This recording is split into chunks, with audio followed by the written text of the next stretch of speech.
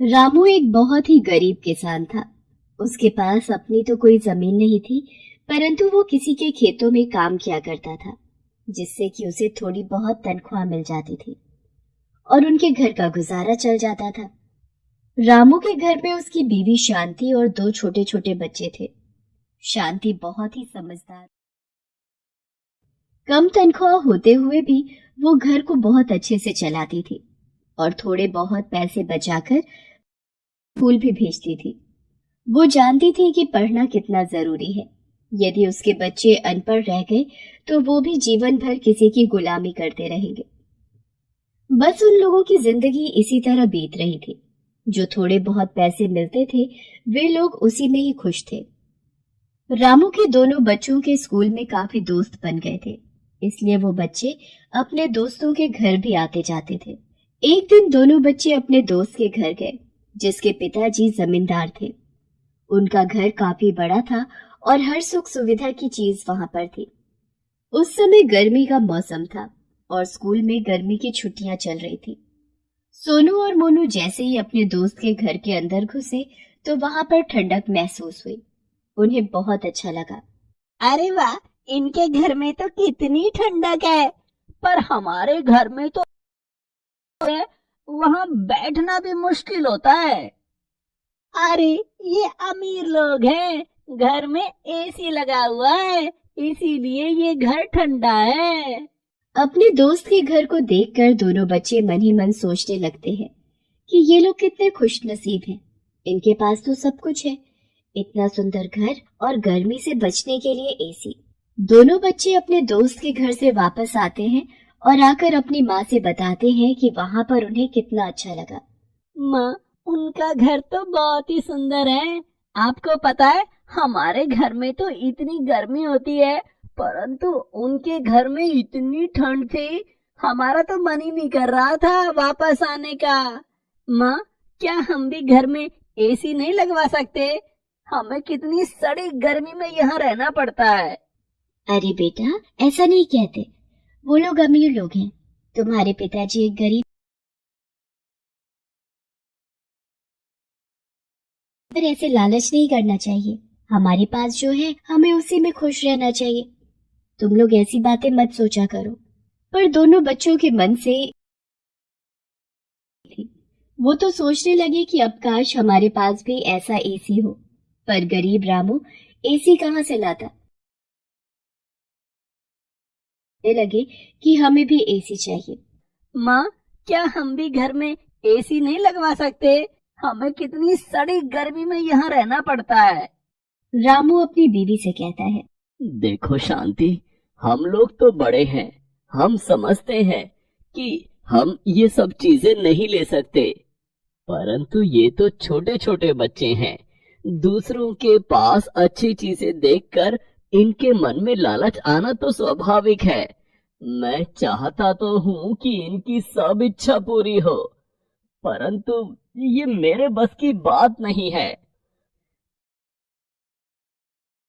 अरे आप बिल्कुल चिंता न करें, ये तो बच्चे हैं, 2-4 दिन में जिद करके भूल जाएंगे। आप क्यों इतना सोच रहे हैं? और यदि भगवान ने कभी चाहा तो हमारे पास भी। ज्यादा सोचे नहीं। शांति इस तरह से अपने पति व बच्चों को समझा दिया करती थी। रामू जिसके खेत में काम किया करता था वो काफी पैसे वाला आदमी था, परंतु बहुत ही कंजूस और किसी की भी मदद ना करने वाला। उसके घर में उसके अलावा और कोई नहीं रहता था। उसकी शादी नहीं हुई थी, इसलिए वो अकेला ही लाखों रुपए का मालिक था, परंतु फिर भी कभी किसी की मदद नहीं करता था। इतना पैसा होने के बावजूद भी वो बहुत कंजूस था। एक बार रामू उससे कुछ पैसे उधार मांगने गया तो उसने साफ इनकार कर दिया। देखो भाई, जो काम करते हो उसी के पैसे लिया करो, उधार मांगकर मुझे परेशान मत करो। इसी तरह दिन बीत रहे थे। एक दिन रामू और उसकी बीवी शांति बाजार आ रहे थे। तभी उन्होंने देखा कि सामने एक व्यक्ति गाड़ी से टकराकर सड़क पर गिर गया है और उसके पैर से बहुत खून निकल रहा है। लोग उसके आसपास भीड़ जमा किए हुए थे, परंतु कोई उसकी मदद नहीं कर रहा था। रामू ने जैसे ही आगे जाकर देखा आ, अरे अरे ये तो मेरे मालिक हैं। लगता है इनका किसी गाड़ी से एक्सीडेंट हुआ है। यदि हम इन्हें जल्दी से अस्पताल नहीं ले गए तो इनका बचना मुश्किल है। शांति भी बहुत अच्छे स्वभाव की औरत थी। उन दोनों ने मिलकर जल्दी से एक ऑटो रिक्शा किया और मालिक को उसमें लेटाकर जल्दी से अस्पताल ले गए। अस्पताल में उनका चेकअप किया और रामू से कहा, इनका काफी खून बह गया है, इन्हें जल्दी ही खून चढ़ाना होगा। यदि आप में से कोई खून दान करेगा तो इनकी जान बचाई जा सकेगी। अ, जी जी जी डॉक्टर साहब, मैं खून देने के लिए तैयार हूँ। आप जितना चाहे खून ले लें, परंतु मेरे मालिक की जान बचा लें। डॉक्टर उसको अंदर ले जाते हैं और रामू अपने मालिक के लिए 2 बोतल खून दान दे देता है। तुरंत मालिक को खून चढ़ाया जाता है और कुछ ही घंटे में उन्हें होश आ जाता है। रामू शांति से कहता है, देखो शांति, मालिक का इस दुनिया में कोई नहीं है, इसलिए मुझे नहीं पता कि हमें किसे बताना चाहिए। अब हमारा फर्ज बनता है कि जब तक ये ठीक नहीं हो जाते हम इनका ध्यान रखें। तो तुम घर से कुछ खाना बनाकर इनके लिए ले आओ, मैं यहीं रुका हूँ। शांति जल्दी से घर जाती है और घर में जो कुछ थोड़ा बहुत था बनाकर दोनों के लिए खाना अस्पताल ले आती है। मालिक को भी होश आ गया था। डॉक्टर उन्हें बताते हैं कि किस तरह रामू ने अपना खून देकर उनकी जान बचाई है, वरना जिस हालत में उन्हें अस्पताल लाया गया था उनका बच पाना बहुत मुश्किल था।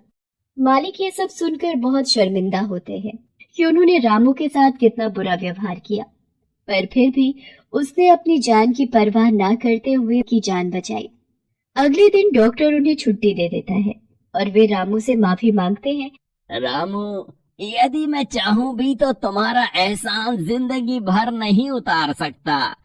मेरा तो इस दुनिया में कोई नहीं है, परंतु तुम मेरे अपनों से भी बढ़कर निकले। कोई अपना भी शायद ऐसे समय पर मेरी मदद न करता। मेरे पास इतनी बड़ी हवेली है, इतना पैसा है। मैं चाहता हूँ कि तुम लोग मेरे साथ मेरे घर पर रहो। तुम्हारे वहां रहने से मुझे भी लगेगा कि मेरे अपने लोग हैं मेरे पास। और तुम कितने ईमानदार भी तो हो। आज से मेरा कारोबार और गोदाम सब तुम देखना। इससे तुम्हें भी अच्छी खासी कमाई होगी और तुम्हारे बच्चों का भविष्य भी बन जाएगा।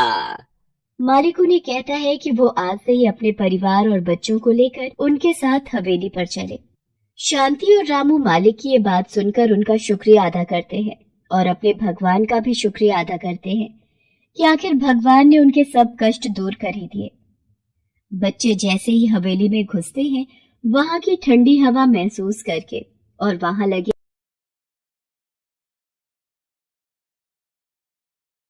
खुशी के मारे नाचने लगते हैं। अरे ऐसी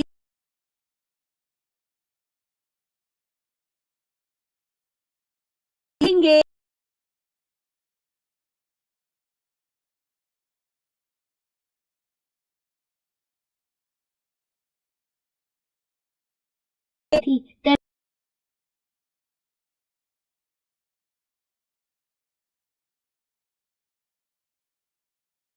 आखिर उनकी सुन ली थी। अब वो लोग हवेली में बहुत शान से रहते थे और अब एक गरीब